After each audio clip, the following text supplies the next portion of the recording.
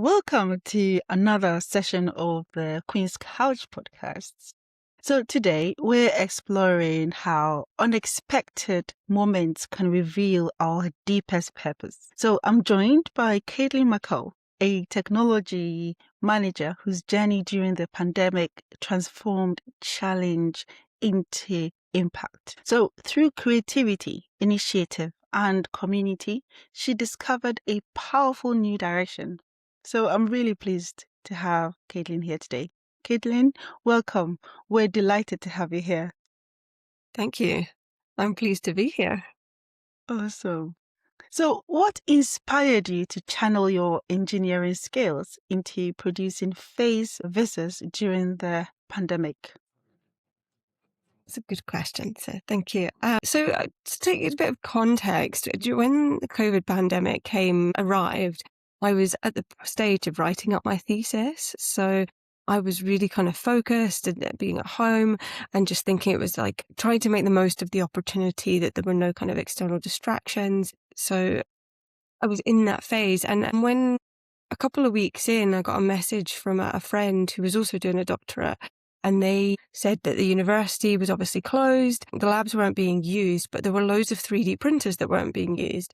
And one of the 3D printer manufacturers had just released a sort of open source face visor design. And they said, do I want to come and help them make some face visors to help with the effort of supporting key workers in the pandemic? During my degree, my undergraduate degree, I'd worked at a diesel engine manufacturers and been a manufacturing engineer supporting the production line.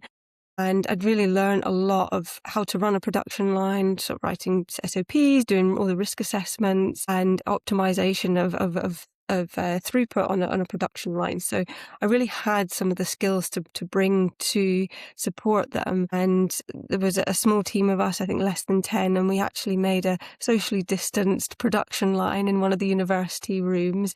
We had all the 3D printers going at one end, and I'd spent quite a lot of time creating the SOP so people could come in, they have their masks on, they were PPE'd up, and they would go to their station and they would go in and do some voluntary work. And just, it didn't take us long to kind of get into the hundreds that we were making. And these rooms there was lots of considerations. We had to have it well ventilated. There was all the PPE.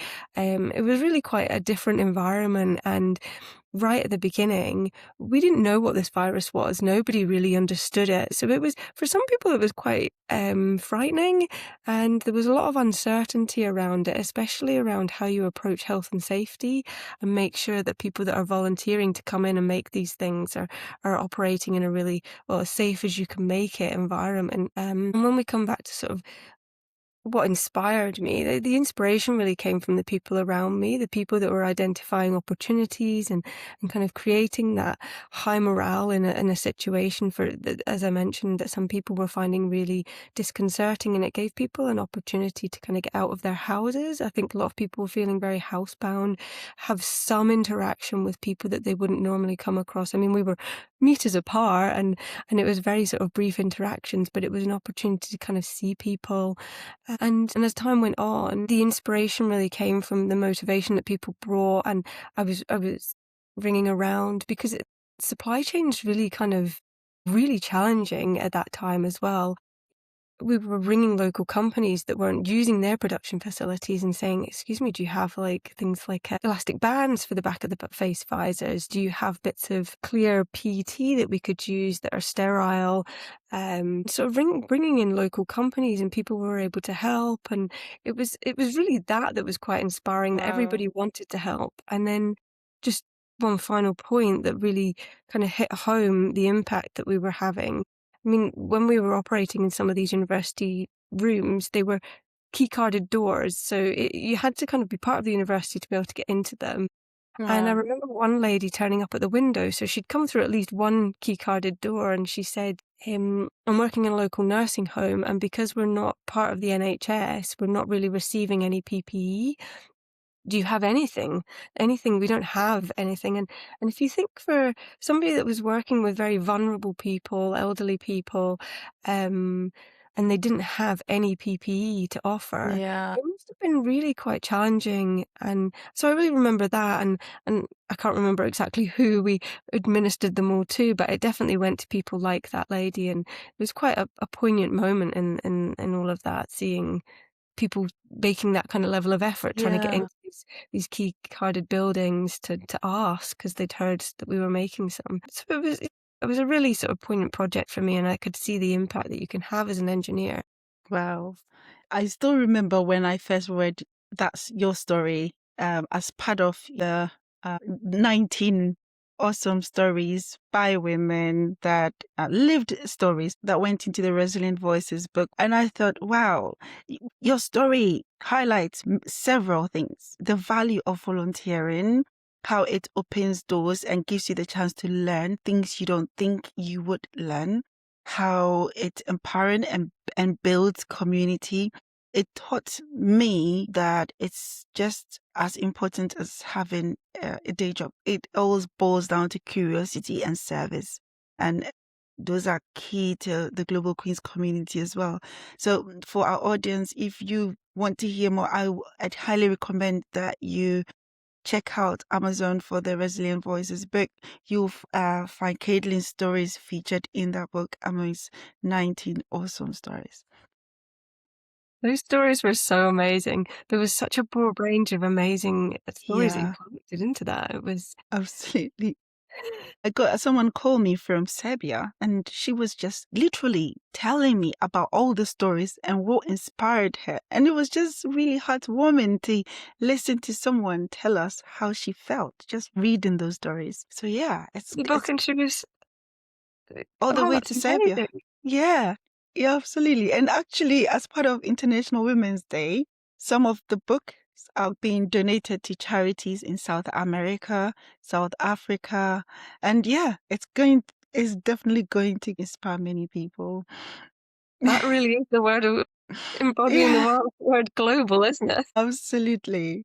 So I'm just excited even more having you on this podcast today, talking about it from the horse's own mouth, if I can use a better expression.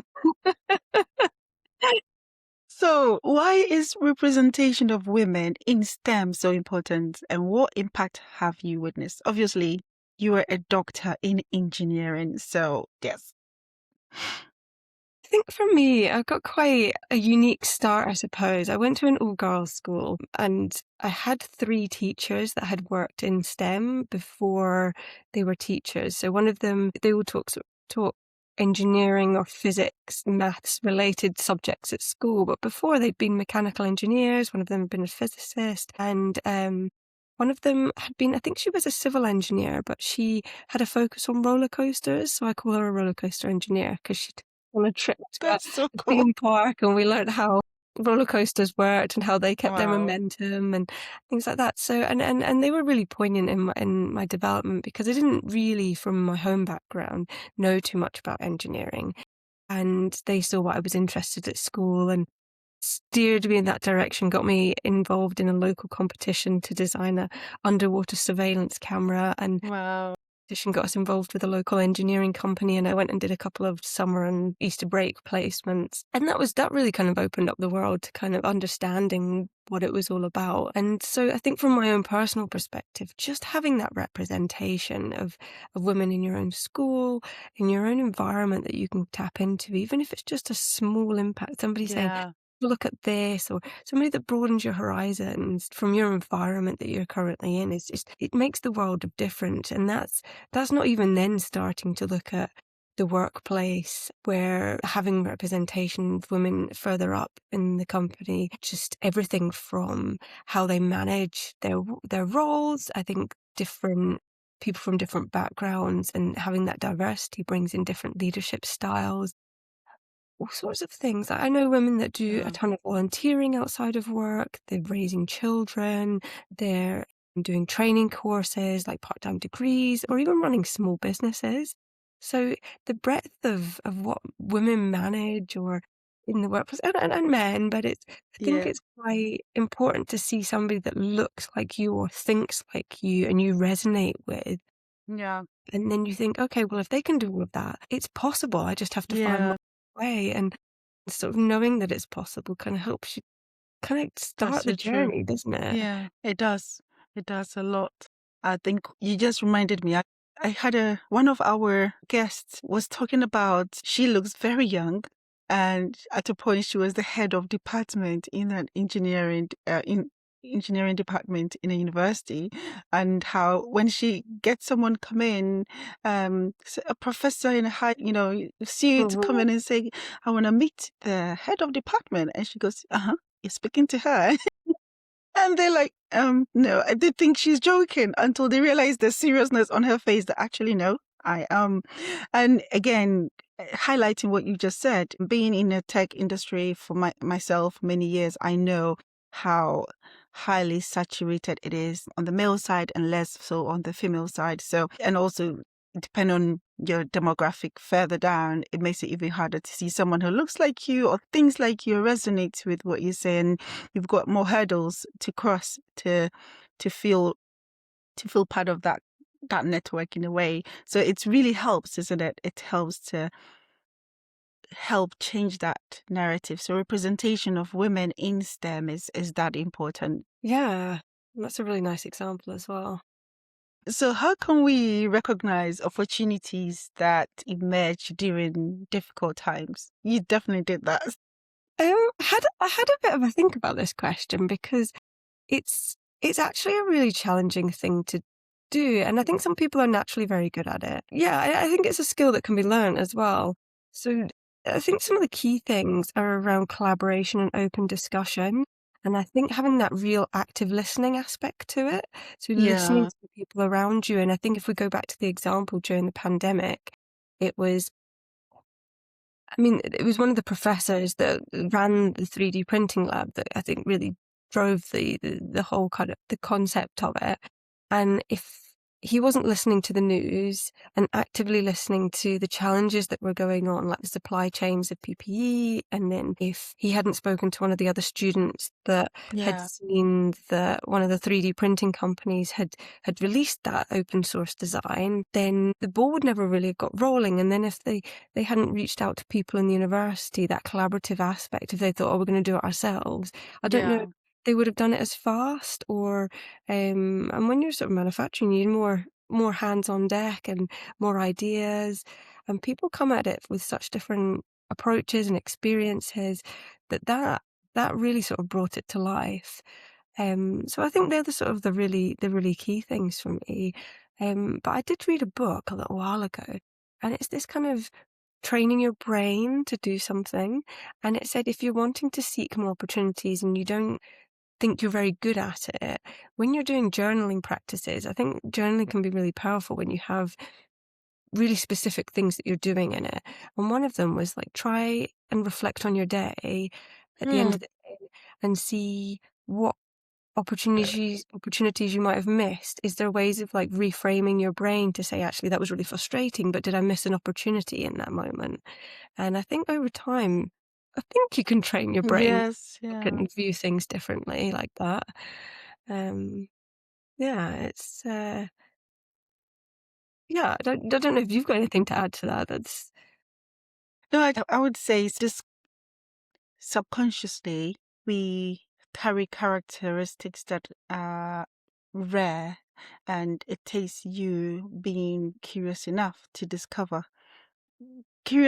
in a particular environment to discover that there's this part of you that existed.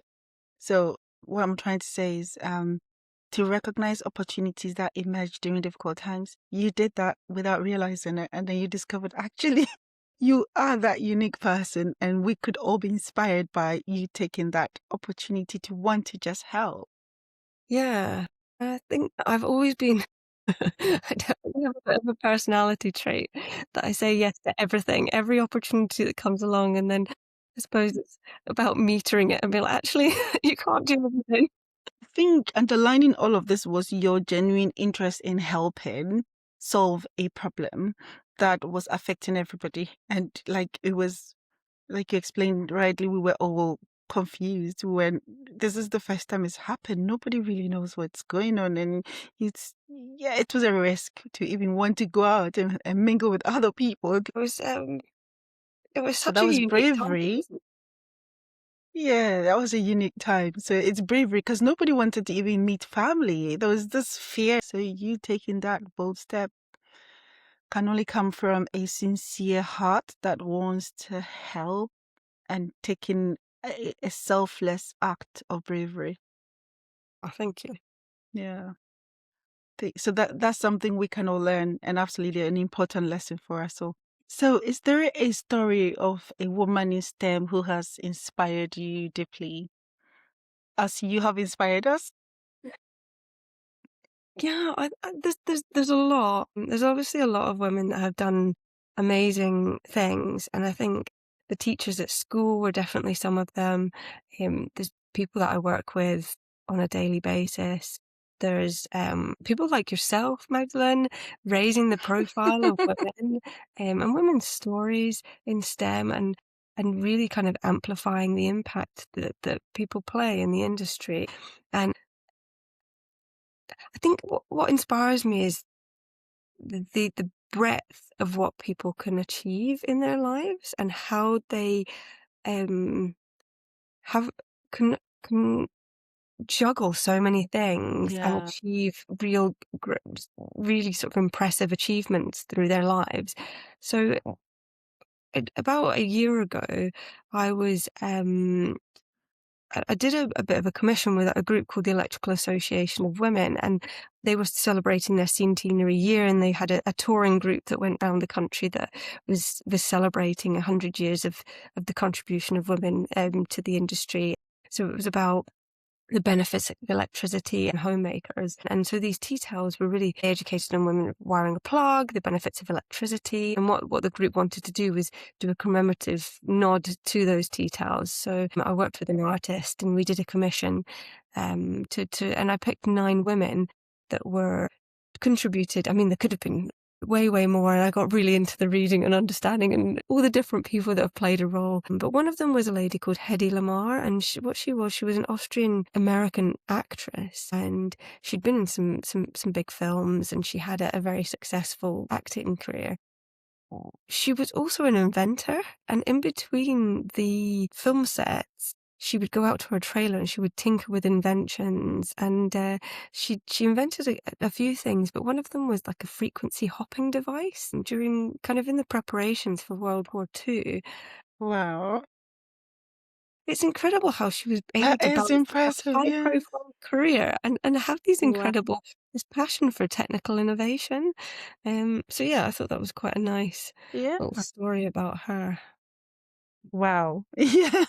That is pretty cool. It's as if there was a purpose, isn't it? So that purpose was to help a particular issue at a particular period, which then led to developing something that's become an innovation. Yeah, she's Wow. And I think again, do we say at that point that she discovered a deeper purpose in that moment, in that situation, by taking a chance at her curiosity to make something happen? yeah, Curiosity of what can we build to support or drive or solve a particular problem at that particular time.